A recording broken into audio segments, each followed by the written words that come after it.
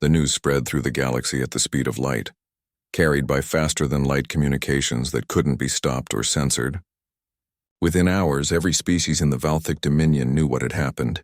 The invincible empire had been defeated by a species no one had ever heard of before. On the Dominion capital world of Valthos Prime, the ruling council gathered in emergency session. Ancient beings who had led the empire for centuries stared at the battle footage in stunned silence. "This is impossible," Council Elder Vextar said, replaying the moment when the human fleet reversed course and sprang their trap. "They made Trevik look like a cadet in his first simulation. They made us all look like fools," another council member added bitterly. "How long before our vassal species realize they can resist us too?" Already reports were coming in from across the empire. On 847 worlds, species that had lived under Dominion rule for thousands of years were watching the footage and asking questions. If humans could win, why couldn't they? If the empire could be defeated, why should they remain subjugated? 3 weeks after the battle, Ambassador Yunji Han arrived at Valthos Prime aboard a human diplomatic vessel. She was humanity's first official representative to the Galactic Council, a lawyer and negotiator who had spent her career resolving conflicts on Earth. Now she faced her greatest challenge: negotiating humanity's place among the stars. The Galactic Council chamber was massive, designed to hold representatives from hundreds of species. Yunji stood in the center alone, as thousands of alien eyes watched her. She felt the weight of that attention but kept her spine straight and her voice steady. "Honored council members," she began, "I come on behalf of humanity to establish formal diplomatic relations and discuss the terms of our independence." Independence? Elder Vextar leaned forward. "Your species defeated one fleet in one battle. Do you think that makes you our equals?" "Yes," Yunji said simply. "That was the agreement High Marshal Trevok made. If we won, you would negotiate with us as equals. We won. Now we negotiate." Murmurs spread through the chamber. The directness surprised them. Most species approached the council with elaborate shows of respect and deference. Humans just stated facts. "Perhaps we should send a larger fleet," one council member suggested. "Teach these humans proper respect." "You could try," Yunji replied calmly. "Send 100 ships instead of 50. Send 1,000. But ask yourself this: how many of them will return? Because we'll be ready. We'll study your tactics again. We'll find new weaknesses. We'll adapt. That's what humans do best."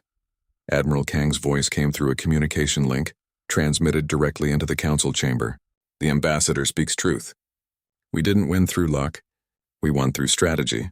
And we've already developed counters to the tactics you might use next time. We can share those defensive plans with other species if you force our hand." The threat was clear. If the Dominion attacked humanity again, humans would spread their military knowledge to every species in the Empire.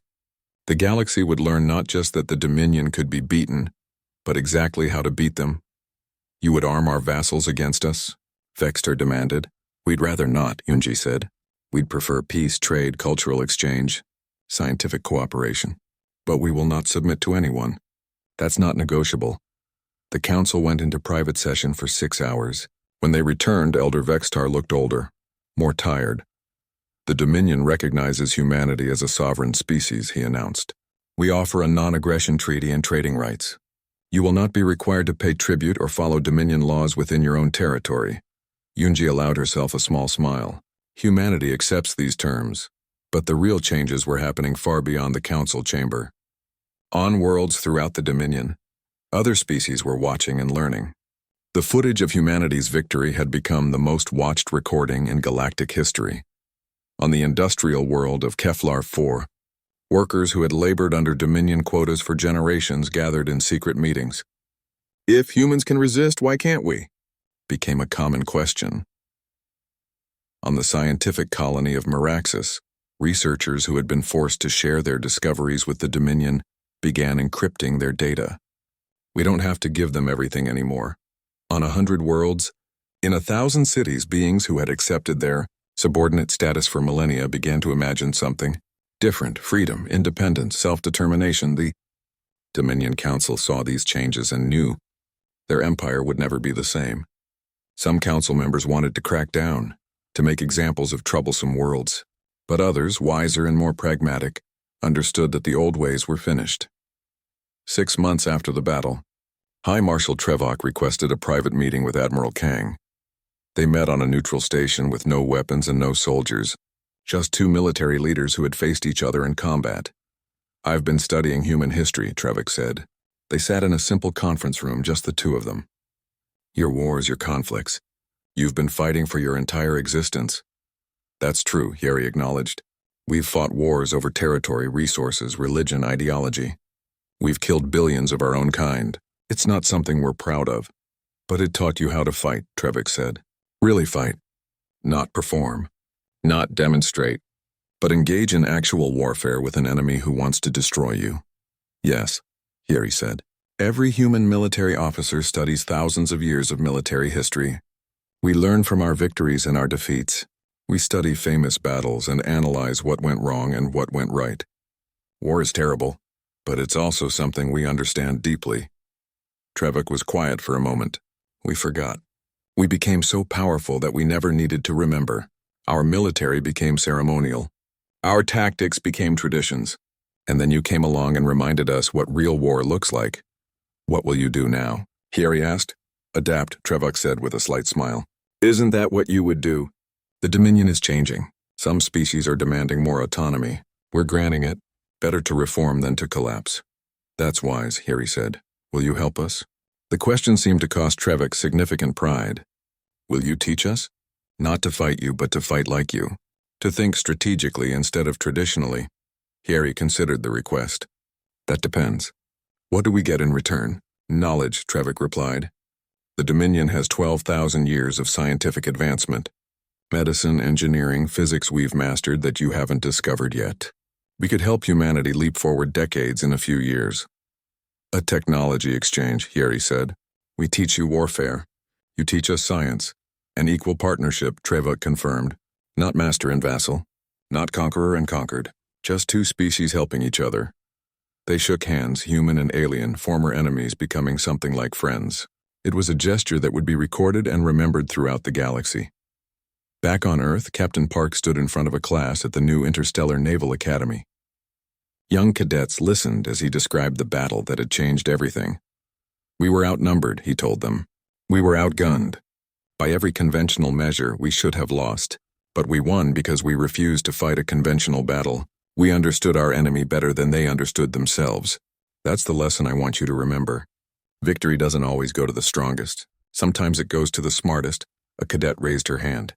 "Sir, do you think we'll fight the Dominion again?" Jiho considered the question. "I don't know. But if we do, they'll be smarter next time. They're learning from us, just as we learned from them. That's how both our species will become stronger." Dr. Lee established the first human embassy on Valthos Prime. She worked with alien diplomats to create new frameworks for cooperation and understanding. Slowly, carefully, humans and Valthics began to learn from each other. Commander Bay took her stealth frigates on exploration missions, mapping unknown sectors and making first contact with species beyond the Dominion's borders. Some were friendly, some were hostile. But all of them learned quickly that humanity was not to be underestimated. Major Quan trained the first joint human-alien fighter squadrons, teaching Valthic pilots the aggressive, adaptable tactics that had devastated their fleet. "Forget everything you know about ceremonial formations," she told them. "I'm going to teach you how to survive against enemies who don't care about honor." A year after the battle, the Galactic Council created new laws protecting species rights and limiting the Dominion's authority over vassal worlds. It wasn't everything the suppressed species wanted, but it was a beginning. Real change, the kind that lasted, happened slowly. Admiral Kang retired from military service and wrote a book about the battle.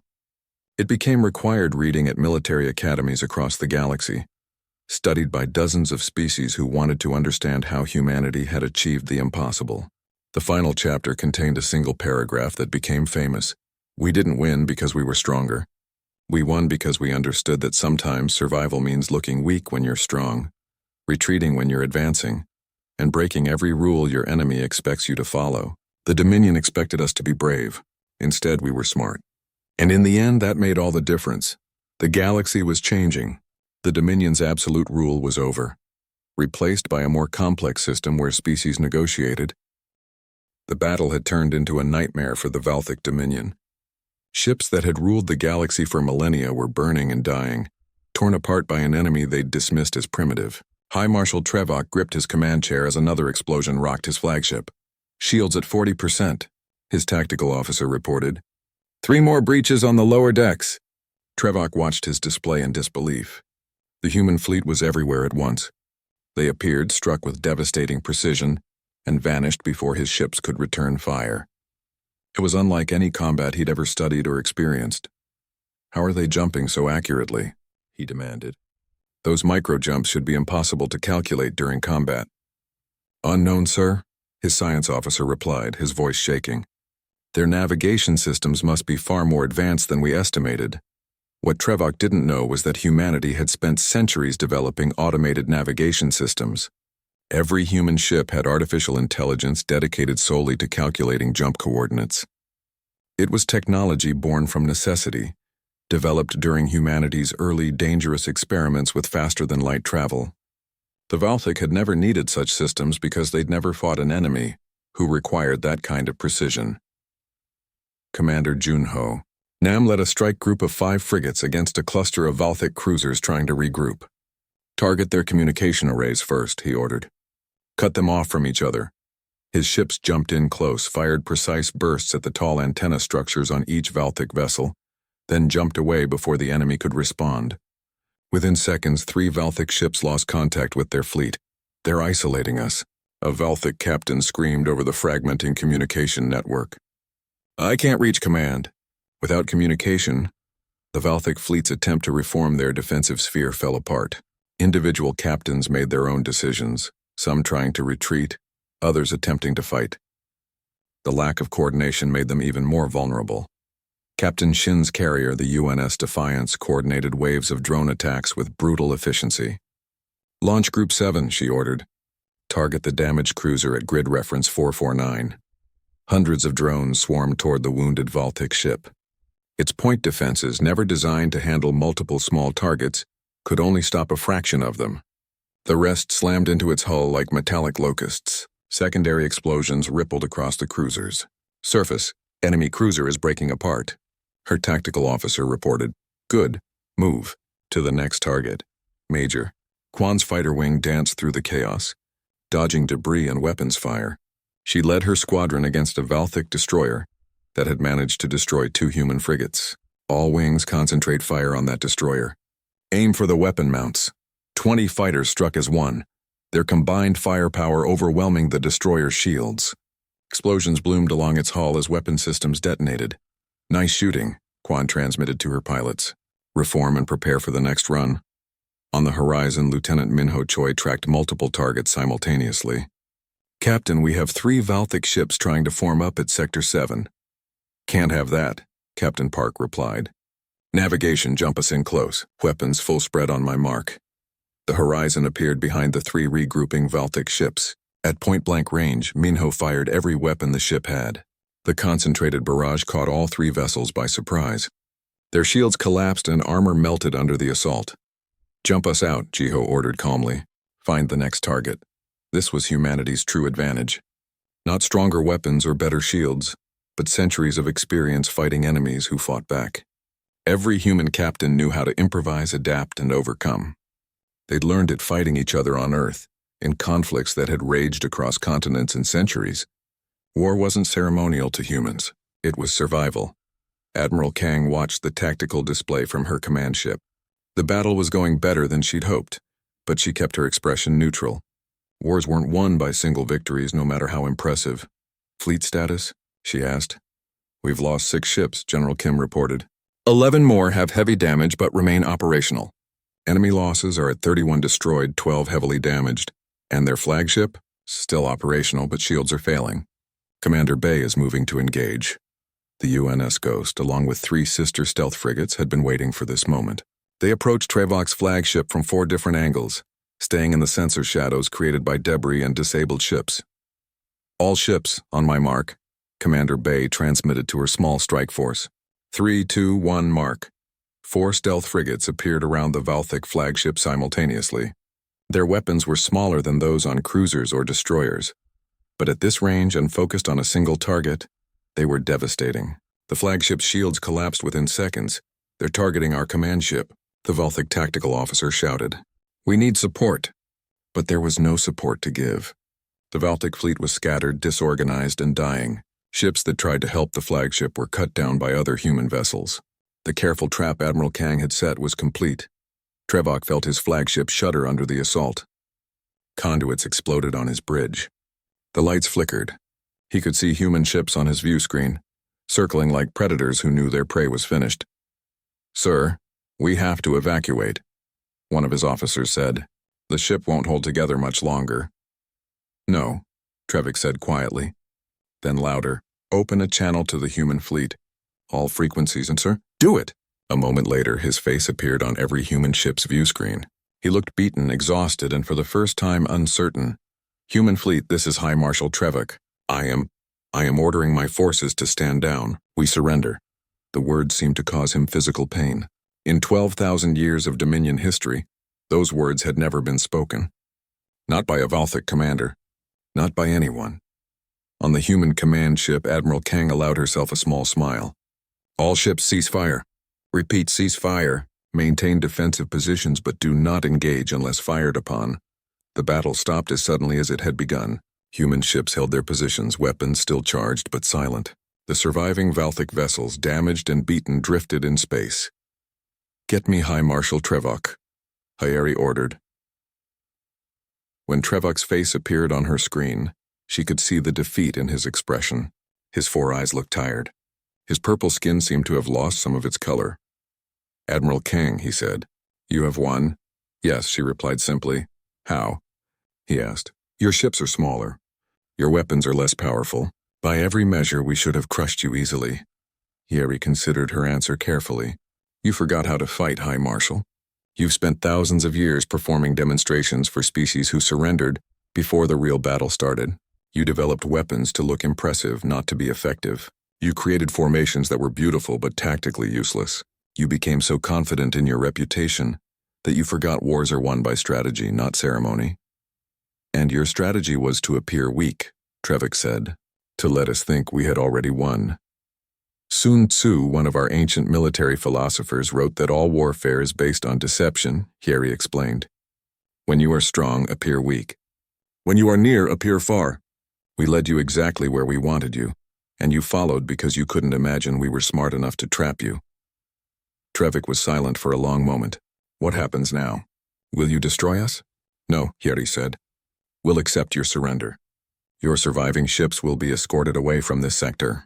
You'll return to your dominion and report what happened here. They won't believe it, Trevok said. No species has ever defeated us. They'll believe it when you show them the footage, Yeri replied. And they'll understand that the galaxy has changed. You're not invincible. You're not unbeatable. And every species you've suppressed for thousands of years is going to learn that today. Lieutenant Song spoke quietly to Admiral Kang. Ma'am, we're detecting faster-than-light communications coming from the Valthic ships. They're broadcasting everything to their homeworld. Let them, Yeri said. The truth needs to spread. Captain Park transmitted from the horizon. Admiral, what about Earth? The Dominion knows where we are now. They know where we are, Yeri agreed.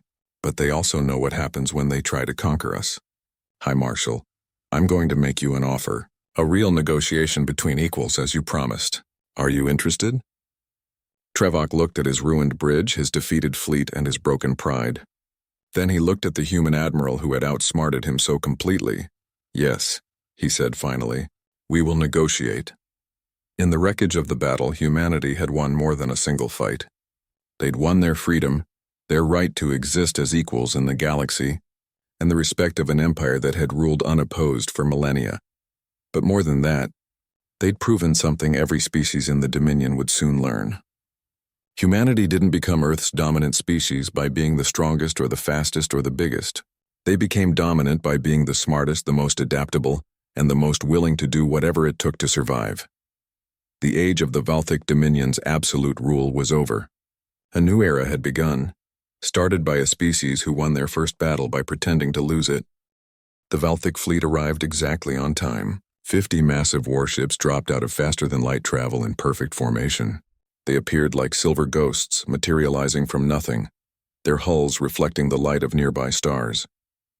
Each ship was enormous, dwarfing humanity's largest vessels. On the bridge of the UNS Horizon, Captain Jiho Park watched as the alien fleet began moving into position. "Just like the simulations," he said quietly. "They're forming the sphere." The Valthic ships moved with practiced precision. They spread out in 3 dimensions, creating a massive globe of warships with High Marshal Trevok's flagship at the center. It was beautiful in its own way, a display of perfect coordination and overwhelming power. Exactly what Dr. Lee had predicted.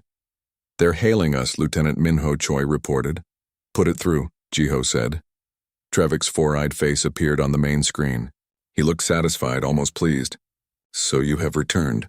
I admit I half expected you to flee back to your homeworld and beg for mercy. At least you face your fate with some dignity." Admiral Kang's face appeared on a split screen, transmitted from the command ship. "High Marshal Trevok, humanity has considered your offer carefully." "And?"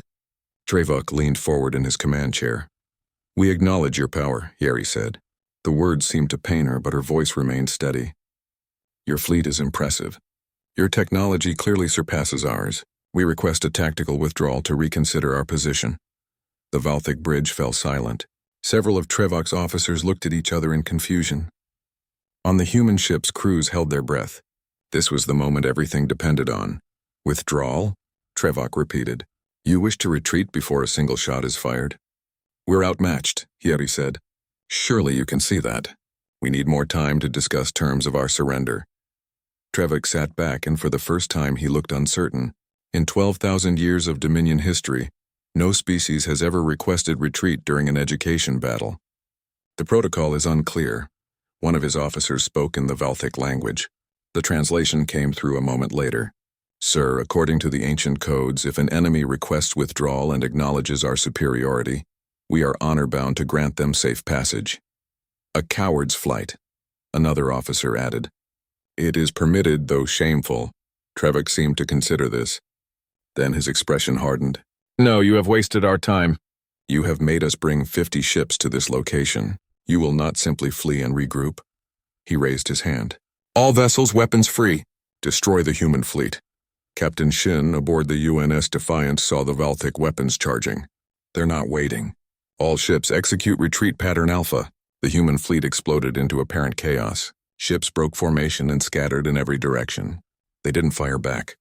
They didn't hold position. They ran. From an outside view, it looked like pure panic. Human vessels fled at maximum speed, breaking into small groups that raced away from the Valthic sphere. Some ships zigged and zagged as if their pilots couldn't decide which direction to go. Others seemed to be trying to group up with nearby vessels, only to veer away at the last moment. "They're running!" A Valthic officer shouted. "Just like the others." Trevok allowed himself a smile. "Of course they are. All ships pursue. Destroy them before they can escape to faster-than-light speeds. Show no mercy." The perfect Valthic sphere broke apart. 50 warships abandoned their ceremonial formation and charged after the fleeing humans. Some chased individual vessels. Others went after small groups. Within minutes, the Dominion fleet was spread across thousands of kilometers of space. Each ship focused on hunting down its chosen prey. "Sir, should we maintain formation?" one officer asked. "Why?" Trevok replied. "They're fleeing in terror. We have them." On the horizon, Jiho watched his tactical display as the Valthic ships spread out exactly as predicted. "Admiral, they've taken the bait. All enemy vessels are in pursuit." "Good." Yeri's voice came through. "All ships continue evasive maneuvers. Stay ahead of them, but let them think they're gaining. We need them deeper in the kill zone." Captain Park's ship dove under a pursuing Valthic cruiser, rolling to avoid its weapon fire. The alien ship followed, its captain probably thinking he had an easy kill. "Minho, how close are they?" 3,000 meters and closing," the weapons officer reported. "He's right on us. Perfect. Maintain speed. Let him get comfortable." Throughout the combat zone, 47 human ships led 50 Valthic vessels on a wild chase. The humans stayed just out of effective weapon range, dodging and weaving, looking desperate. The Dominion ships spread further and further apart, each one focused entirely on catching the enemy in front of it. "This is too easy," a Valthic captain transmitted to Trevok. "They fly like frightened animals." "Because they are frightened," Trevok replied. "Finish them quickly." I want to be done before his tactical officer interrupted. Sir, something's wrong. We're detecting energy signatures all around us. Thousands of them. What? Trevok looked at his sensors. Small objects were lighting up across his display, appearing from nowhere. What are those? Unknown, sir. They were cold and dark. Now they're activating. Lieutenant Song aboard the human command ship smiled as her drones came online. All units active, Admiral. Waiting for your order. Not yet, Hieri said calmly. Let them get closer.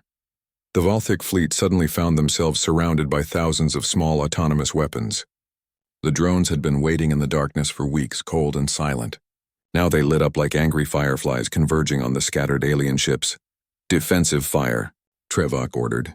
Shoot them down. But the Dominion ships had never developed strong point defense systems. Why would they? They'd spent thousands of years fighting enemies who surrendered before the shooting started. Their weapons were designed to destroy large, slow-moving targets, not swarms of small, fast drones. The first wave of drones struck 3 Valthic ships nearly simultaneously. Explosions blossomed along their hulls. Shields flickered and failed under the concentrated assault. Now, Admiral Kang said quietly, all ships execute counterattack pattern. Commander Bay, you're clear to engage. The human fleet stopped running. In perfect coordination, every ship that had been fleeing reversed course. They used precision faster-than-light microjumps, a technique the Valthic had never seen before. One moment human ships were running away. The next they appeared behind and beside their pursuers. Commander Bay's stealth frigates, hidden for weeks in the cold dark, activated their weapons. They'd been positioned perfectly, surrounding the Valthic fleet from the outside while the drones attacked from within. All weapons fire at will, Hieri ordered. The trap snapped shut. Human ships that had seemed weak and panicked moments before revealed their true nature. They fired with brutal efficiency. No warning shots. No ceremonial declarations. Just cold, calculated violence designed to destroy enemy vessels as quickly as possible. The Valthic fleet, spread across thousands of kilometers and focused on pursuit, had no formation to fall back on. They tried to regroup, but human weapons found them first. Railgun rounds punched through shields. Energy weapons burned through armor. Missiles tracked their targets with relentless determination. "We're surrounded!" a Valthic captain screamed. "They were leading us into an ambush!" Trevok stared at his tactical display in horror. His fleet was scattered and disorganized. Human ships were firing from every direction. Thousands of drones swarmed like insects, overwhelming his ship's defenses. And worst of all, more human vessels kept appearing from nowhere, using that impossible micro-jump technique to strike and vanish before his weapons could lock on. "All ships, return to formation," he ordered. "Defensive sphere now." But the Valthic captains had spent their entire careers performing rehearsed demonstrations. They knew how to make their ceremonial formations in empty space with plenty of time. They'd never had to form up under fire, while being shot at from all sides by an enemy who didn't follow any tactical rules they understood. Captain Shin's carriers launched wave after wave of fighters. Major Quan led her pilots through the chaos, targeting Valthic ships that tried to regroup. "Stay sharp," she told her wing. "Hit them hard and fast. Don't give them time to think." The Valthic had expected an easy victory. They'd expected to face a brave but outmatched enemy who would fight with honor and lose with dignity. Instead, they'd been led into a carefully prepared kill zone by an enemy who understood that victory mattered more than glory. "Sir, we've lost 16 ships," Trevok's tactical officer reported. 18 more are heavily damaged." "How?" Trevok demanded. "They were running." "It was a trick, sir. They were never running. They were positioning us exactly where they wanted us." For the first time in his long military career, High Marshal Trevok realized he was losing a battle.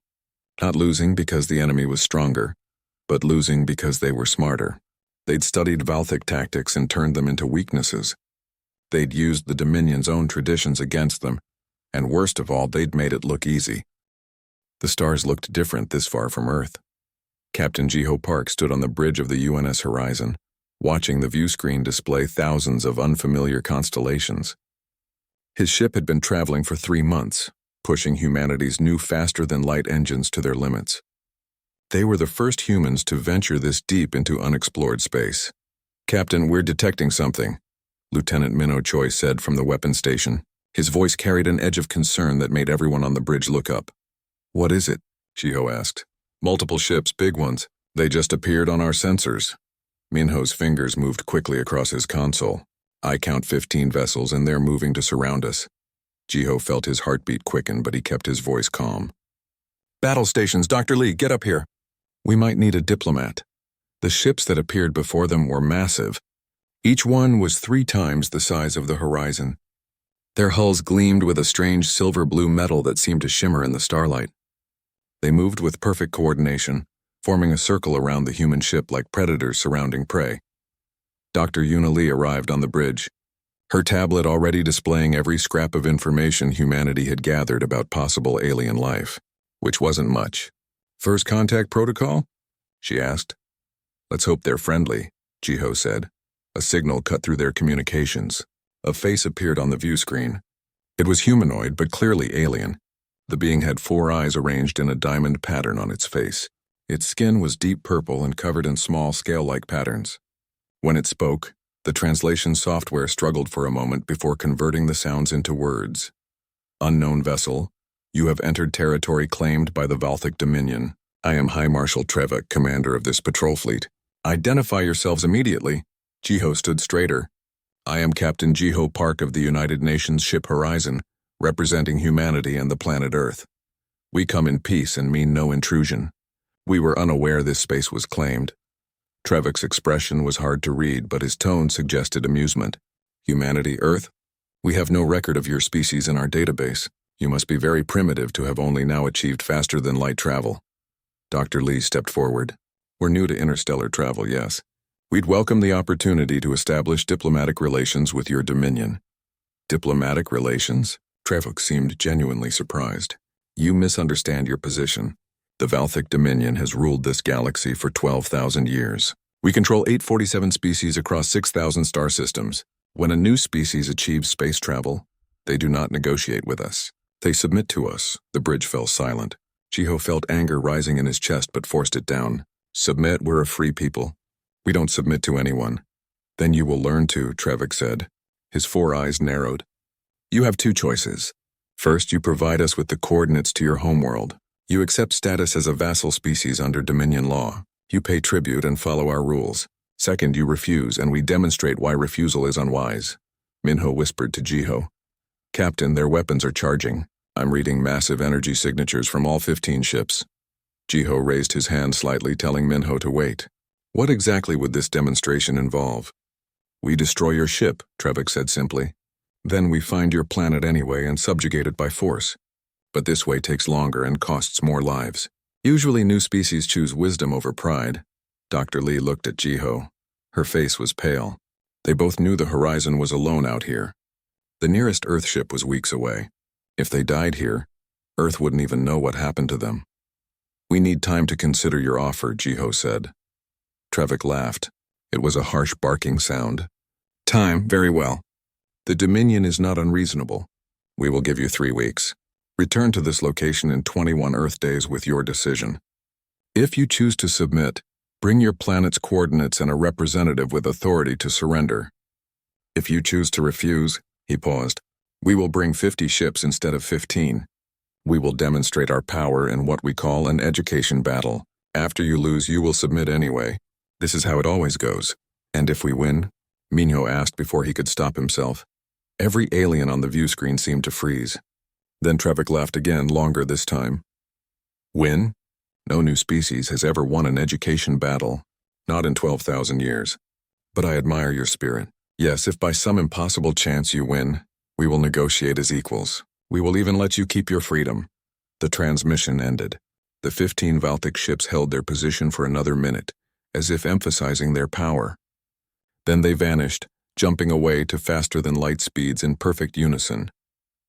Jiho sat down heavily in his command chair. Get me Admiral Kang. Priority transmission to Earth. It took 6 hours for the message to reach Earth and the reply to come back. Jiho spent that time reviewing everything they had recorded about the Valthic ships. Their technology was clearly advanced. Their confidence seemed absolute. When Admiral Hayeri Kang's face appeared on the screen, she looked tired. I've reviewed your report, Captain. The Security Council has been in emergency session. We're not submitting to anyone. They have thousands of ships, Admiral, Jiho said. We have 47. 47 combat ships, Yeri corrected, plus support vessels. And 3 weeks to prepare, she leaned forward. Captain, humanity didn't claw its way to the top of Earth's food chain by rolling over every time something bigger came along. We're going to fight. Against 50 of their ships?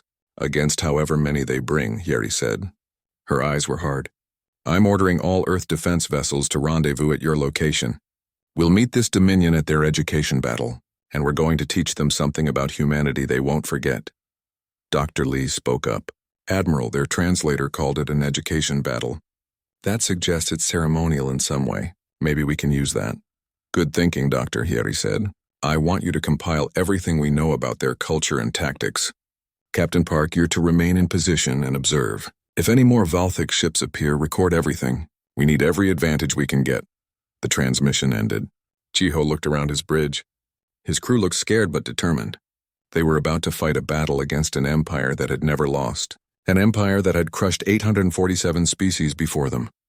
3 weeks, Minho said quietly. That's not much time to prepare for war. Then we better not waste any of it, Jiho replied. He stood up.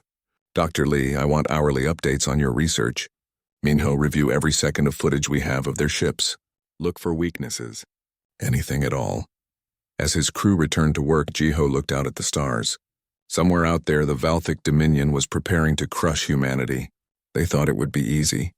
They thought humans would be like every other species they'd encountered. Jiho allowed himself a small smile. They had no idea what humans were capable of when their backs were against the wall. The Dominion was about to learn that humanity had spent 10,000 years perfecting one particular skill. War.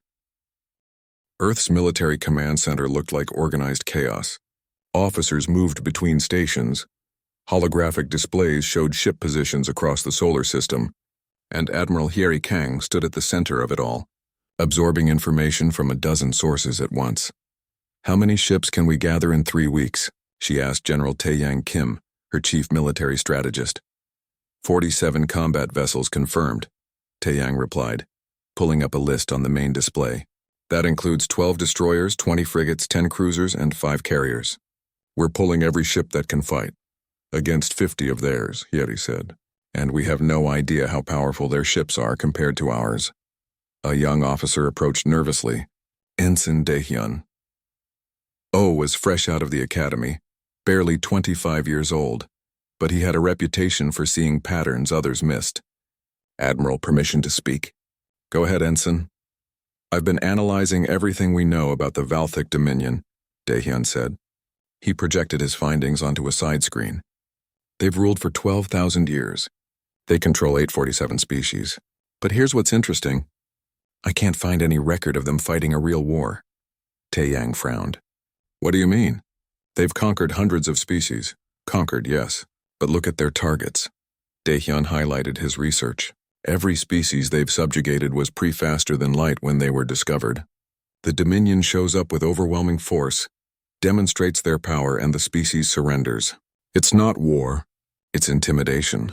Hieri studied the data. You're saying they haven't fought an actual battle against an equal opponent? Not in at least 3,000 years based on historical records Dr. Lee found in their public databases, Daehyun confirmed. They have what they call education battles, but those are just demonstrations. The outcome is always predetermined. They show up, they look scary, the new species realizes they can't win, and they submit. They've forgotten how to really fight, General Kim said slowly. They're so used to winning through reputation that they don't need to develop actual combat tactics.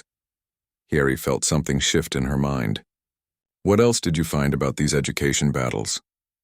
They're highly ritualized, Daehyun explained. The Dominion fleet arranges itself in specific formations. They give formal declarations. They even allow the enemy to speak before fighting begins. It's all about ceremony and showing off their power. Dr. Lee's face appeared on a communication screen from the horizon.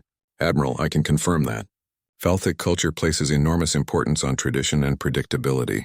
They've been the dominant power for so long that their military actions have become more like performances than actual combat. Hieri began to pace. So they're expecting us to follow their script. Show up, look at their impressive fleet, realize we're outmatched, and surrender. Exactly, Dr. Lee said. When Trevik said no species has ever won an education battle, I believe him. Because no species has ever really tried. They give up before the fighting starts. Then we have an advantage, Hiri said. They have no idea how to fight an opponent who doesn't follow their rules. She turned to her staff. I need tactical simulations. I need to know exactly how they'll position their fleet based on their traditions, and I need ideas for how we can use their predictability against them.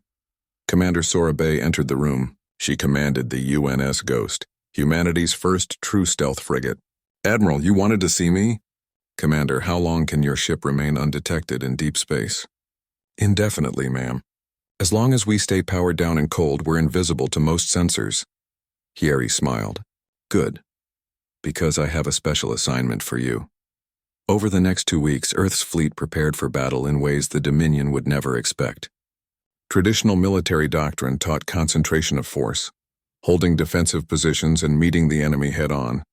Admiral Kang threw all of that away. They expect us to be brave, she told her assembled captains during a secure conference. They expect us to face them proudly, defend our honor, and lose gloriously. We're not going to do any of that. Captain Jiwon Shin, commander of the carrier UNS Defiance, looked confused. Then what's the plan, Admiral? We're going to retreat, Hiri said. The room erupted in protests. Captain Park's voice came through from the horizon. Admiral, with respect, if we run, they'll chase us back to Earth. I didn't say run. I said retreat. There's a difference. Hiri pulled up a tactical map. Here's what we know. They'll arrive in their ceremonial formation, a sphere with their flagship at the center. It looks impressive, but tactically it's terrible. Ships get in each other's firing lines. Communication has to route through too many vessels. It's designed to look scary, not to fight efficiently. So we hit them before they can reorganize. General Kim asked. No. We do something no species has ever done in 12,000 years of Dominion history. We retreat immediately. We look panicked. We scatter our forces. Hiri zoomed in on the tactical display. And we lead them into a trap. She explained the plan in detail. It was risky. It required perfect timing. Most importantly, it required the Dominion to believe humanity was doing exactly what they seemed to be doing. Running scared. Commander Bay's stealth ships would deploy weeks early, hiding in the cold darkness of space. Captain Shin's carriers would launch thousands of autonomous drones which would wait in standby mode, nearly undetectable. The entire fleet would practice breaking formation and running on command, making it look chaotic and panicked when it was actually precisely coordinated. What if they don't chase us? Captain Park asked. They will, Dr. Lee said confidently. Valthic culture views retreat as shameful. If we run, their honor code demands they pursue and destroy us. It's what they've always done. And if the plan fails? Another captain asked. Hiri met their eyes one by one. Then we fight them the traditional way and probably lose. But I don't think it will fail. The Dominion has forgotten what it's like to face an enemy who fights to win instead of fighting for honor. Major Sunmi Kwan, who commanded a fighter wing, raised her hand. Admiral, my pilots are ready. But this goes against everything we've trained for. Retreating feels wrong. I know, Hiri said. But sometimes the bravest thing you can do is look like a coward. Your pilots will have their chance to fight, just not in the way the Dominion expects. The last week before the battle, humanity's fleet gathered near the coordinates where they'd first met Trevik. Commander Bay's stealth ships had already slipped away, taking positions throughout the area. They would remain silent and cold, waiting for the signal. Lieutenant Hana Song coordinated the drone deployment from the command ship. Thousands of small intelligent weapons spread throughout the combat zone, each one programmed to activate on her command. They looked like space debris on sensors, small, cold, unimportant. It's strange, Captain Park said to Dr. Lee on the horizon. We're about to fight for humanity's freedom, but our opening move is to run away. The samurai had a saying, Dr. Lee replied. He who runs away lives to fight another day. Sometimes wisdom looks like cowardice to those who don't understand. Will the Dominion understand after we beat them? I think they'll understand very clearly, Dr. Lee said. The lesson will be painful but memorable. Admiral Kang reviewed the battle plan one final time. Every ship captain knew their role. Every pilot understood the mission. Every officer had memorized the timing. They would have one chance to make this work. She opened a fleet-wide channel. This is Admiral Kang. In a few hours, we face an empire that has never lost. They think we'll break when we see their power. They think we'll surrender like the hundreds of species before us. They're wrong. We're going to show them what humanity does best. We're going to adapt. We're going to surprise them. And we're going to win, not because we're stronger, but because we're smarter. All ships final prep. We go to battle stations in 3 hours. Across the fleet, humans made their final preparations. Some prayed. Some checked their equipment one more time. Some wrote letters home just in case. But all of them shared one thought. The Dominion was about to learn that humanity didn't become Earth's dominant species by following anyone else's rules. The trap was set. The ships were ready. Now they just had to wait for the Valthic fleet to arrive and walk right into it.